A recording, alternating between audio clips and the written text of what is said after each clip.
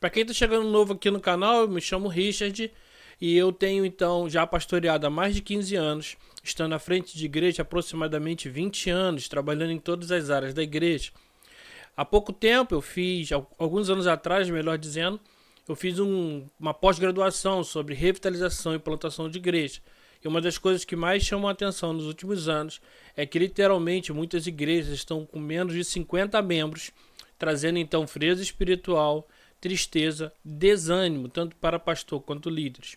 E talvez a sua grande pergunta que fica na sua mente é: eu tenho orado, jejuado, sou uma pessoa séria, tenho buscado a palavra de Deus, e por que a igreja de Jesus não cresce? Mais do que oração e jejum, que são fundamentais, existem passos que precisam ser dados, passos concretos, e um deles começa com o diagnóstico da congregação e da igreja de Jesus, porque muitas das vezes o que nós não percebemos é que além da oração e jejum, nós precisamos dar passos significativos para o avanço da igreja de Jesus no mundo onde nós vivemos.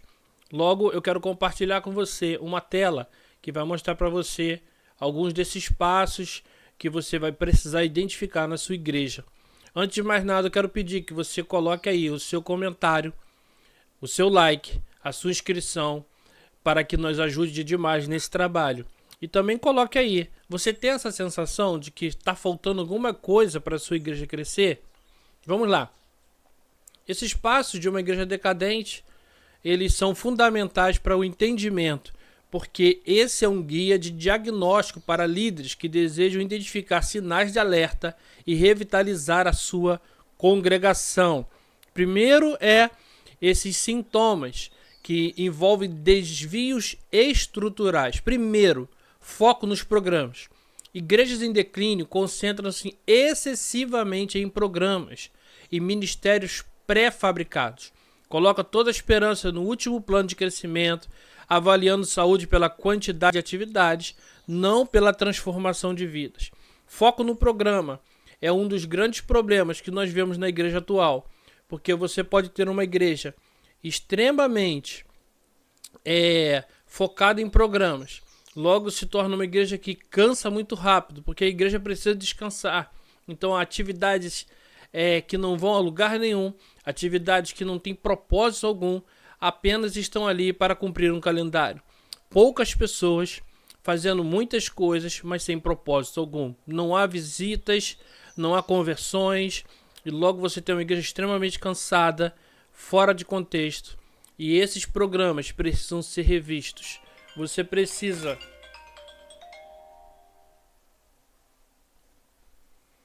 Fala, Varão! Yeah.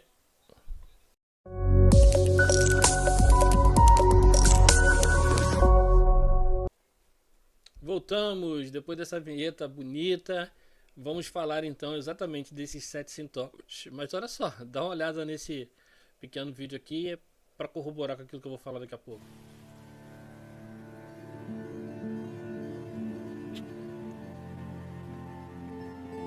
Estou em um museu que um dia já foi uma igreja. Em 1887, pastor Henry e sua esposa Grace fundaram esta igreja em uma sala de aula à beira da estrada. Em 1888, eles puderam construir esse edifício.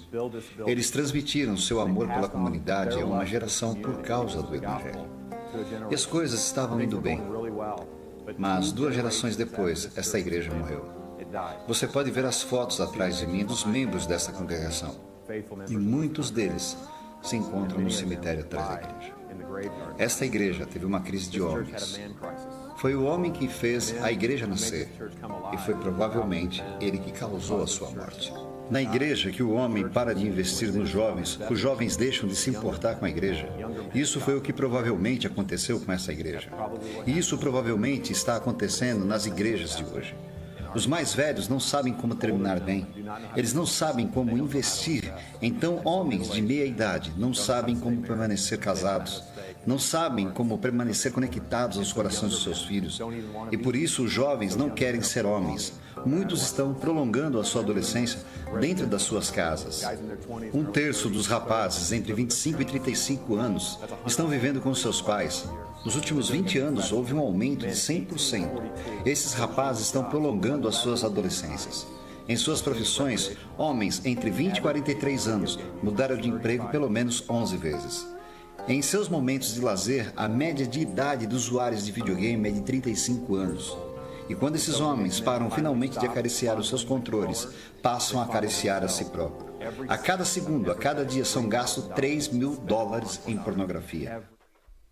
Isso aqui, gente, é um pouco do quadro que nós temos visto nos dias de hoje. Igrejas na Europa estão literalmente fechadas. Foram vendidas, transformaram em bares, livrarias, cafés, pubs, casas de raves e tantas outras coisas. Hoje, há uma estimativa de que aproximadamente mais de 70% da igreja brasileira tem menos de 50 a 100 membros. Há então um declínio do evangelho, que eu entendo ser já a prévia do anticristo, porque nós já vivemos no mundo anticristão. Com isso em mente, eu quero colaborar aqui, mostrando para você então 7 sintomas da igreja decadente. Você que está chegando agora, deixa o seu like, curta aí. Eu me chamo Richard, sou pastor há aproximadamente 15 anos, tenho trabalhado com a igreja há mais de 20 anos na liderança e sou formado em teologia, bacharel e também em pós-revitalização, em pós-graduação em revitalização, plantação de igreja, exegese e interpretação da Bíblia. E eu tenho como uma das alegrias do meu coração compartilhar conhecimento, e é isso que eu vou estar fazendo agora com você nesse momento. Começando a falar então desses sintomas, 7 sintomas de uma igreja decadente. Né? Esse guia aqui, irmãos, é um diagnóstico, literalmente, para líderes que desejam identificar sinais de alerta para revitalizar a sua igreja. Por quê? Muitas das vezes eu percebo claramente de que há pessoas que são extremamente sérias no evangelho, comprometidas, têm orado, buscado a Deus, mas olham e não veem o porquê que não há um crescimento da igreja. Grande parte não vem apenas da oração e do jejum e da seriedade, mas existem alguns passos práticos que precisam ser dados. Então fica até o final, porque cada um desses passos são fundamentais, principalmente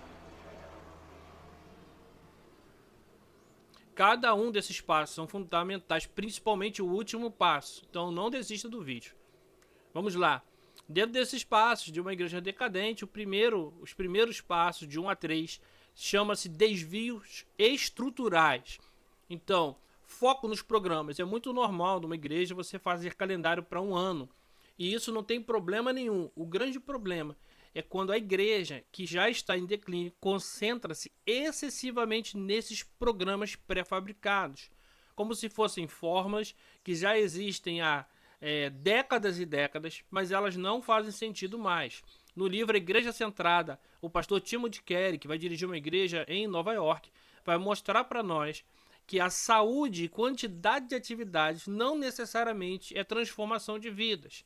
Na verdade, você tem uma igreja muito ativista, mas que se perdeu no meio da sua adoração. Então, ao fazer o seu programa de calendários, tome cuidado, porque há atividades ali que, vamos ser sinceros, nem você quer ir mais, como pastor ou líder da igreja. Segundo, nostalgia e tradição.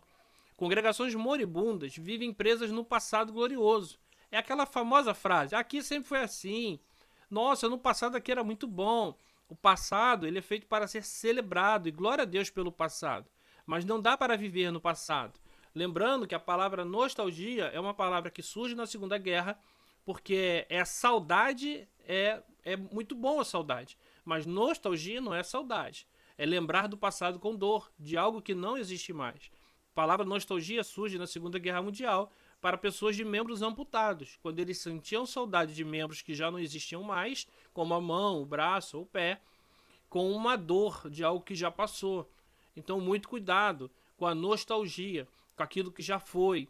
Celebre o passado, viva o presente, mas você precisa avançar para o futuro.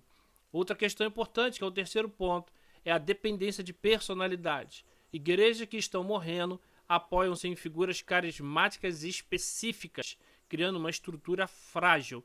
E aqui Claramente, eu preciso ser sincero com você, são os donos da igreja.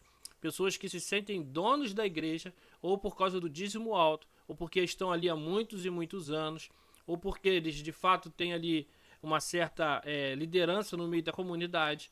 E eles, muitas das vezes, não todos, são egoístas, egocêntricos e acham que a casa do Senhor não é a casa do Senhor, e sim a casa deles.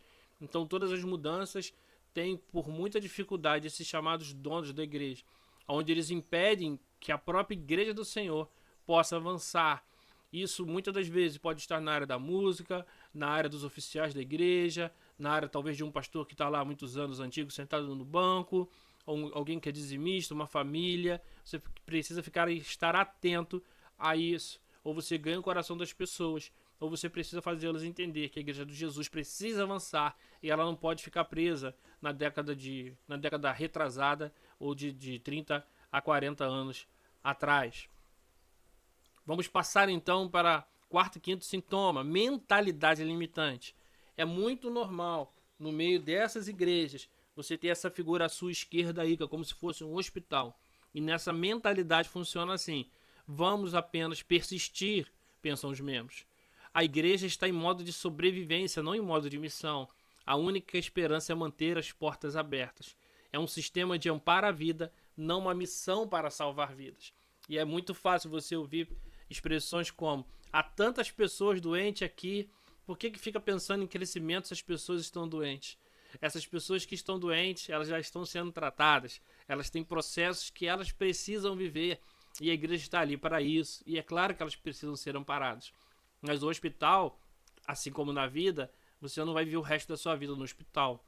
E há pessoas que passam-se 10, 15, 20 anos, e a pergunta é: como você está? E durante os últimos 10 anos a pessoa diz: eu não estou muito bem. O hospital tem porta de entrada e porta de saída. Logo, a missão da igreja, sim, é cuidar dos órfãos e das viúvas, mas a principal missão também caminha junto, que é a grande comissão de Cristo Jesus. Nessa mentalidade de sobrevivência existe também uma coisa. Olha, sabe por que nós não crescemos? Porque a igreja prega o evangelho genuíno. Isso não faz nenhuma lógica. A igreja de Atos, que pregava o evangelho genuíno, crescia absurdamente. Inclusive, uma das frases que tem no livro de Atos é: e a igreja crescia e se multiplicava. Cuidado com essa mentalidade que muitas das vezes pode influenciar não apenas a igreja, o pastor e toda a liderança. Dentro dessa mentalidade de manutenção, nós temos a mentalidade de justificação. Isso não vai dar certo, nós já tentamos isso vai ter muito caro, não há dinheiro. Logo, tudo que você propõe ou não vai dar certo ou não vai prosperar. Justificação. A pessoa procura uma justificação para o seu erro. Não caia nessa mentalidade. Sexto sintoma: má reputação na comunidade. Quanto mais a igreja segue num padrão de declínio, pior se torna a sua imagem pública e reputação. Os sintomas externos frequentemente aparecem antes dos internos. Perguntas que precisam ser feitas desde a liderança até todo o corpo da igreja. Essas perguntas precisam ter coragem para fazer isso. A grande pergunta que começa é: o que você tem ouvido sobre nossa igreja?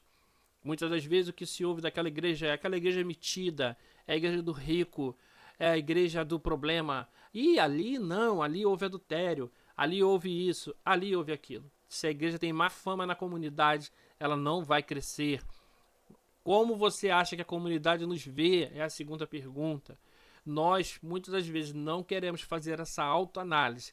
É porque se olhar no espelho pode doer bastante, mas isso precisa ser feito. E após termos as respostas, precisamos mudar a nossa postura. Por último, esse é o pior de todos os sintomas. Por isso que eu pedi: se você chegou até aqui nesse vídeo, deixe seu like, deixe seu comentário, compartilha com um amigo. Desvio do evangelho. Esse é o sintoma mais grave e perigoso. Igrejas se tornam ineficazes em alcançar o mundo. Geralmente, perderam de vista a centralidade da graça. Só que aqui eu quero deixar, então, uma curiosidade, uma verdade para você, uma chave para você. Quando a igreja substitui o evangelho por tradições, programas ou preferências pessoais, ela perde a sua razão de existir. A recuperação só vem quando Cristo se torna o centro dessa igreja. E aqui eu quero pedir a sua atenção nesse momento. Quando nós falamos de desvio do evangelho, sempre aparece a sensação de que a coisa é do púlpito, e é de fato. Quem está pregando, quem está ensinando precisa ser cristocêntrico e bíblico. Mas a congregação precisa fazer uma autoanálise, porque muitas das coisas que acontecem é por interesse pessoal ou predileção pessoal, não tem nada a ver com a Bíblia. Então, às vezes, a pessoa é contra coreografia, boné, calça rasgada, tatuagem, enfim, tantas outras coisas, mas aquilo é costume dele, é usos e costumes e tradição, ou pensamentos ou preferências pessoais. Não tem a ver com a centralidade da Bíblia. Quantas das vezes nós vemos na igreja pessoas que são contrárias a determinados trabalhos, mas a grande pergunta é essa: por que você é contrário? Pessoas já foram contrárias a bateria, guitarra, violão, cantor cristão. Foram contrárias a mulheres usarem calças, mulheres cortarem o cabelo, mulheres pintarem o cabelo, mulheres prenderem o cabelo. Sempre foi preferência pessoal. Eu sei de uma igreja que excluiu uma pessoa porque ela andou de bicicleta. Perceba, durante muitos e muitos anos a igreja tem errado, afastado e excluído pessoas, porque não tem a ver com a Bíblia, mas tem a ver com interesses pessoais, porque a Bíblia foi deixada de lado e tradições humanas, usos e costumes ou preferências pessoais têm tomado então a direção da igreja. Isso traz má reputação na comunidade e afasta as pessoas e, consequentemente, todos os outros diagnósticos vão trazendo então a morte dessa igreja. Espero que isso tenha contribuído para você. Se fez sentido para você, compartilhe com pessoas, porque eu creio de verdade que há muitas pessoas muito sérias no evangelho, mas infelizmente até no dia de hoje não conseguem avançar porque não compreende que existem então alguns sintomas dentro da igreja que eles precisam ser tratados. Deus abençoe a cada um de nós, a igreja de Jesus, que Jesus tanto ama. Fique na paz. Deus abençoe seu dia.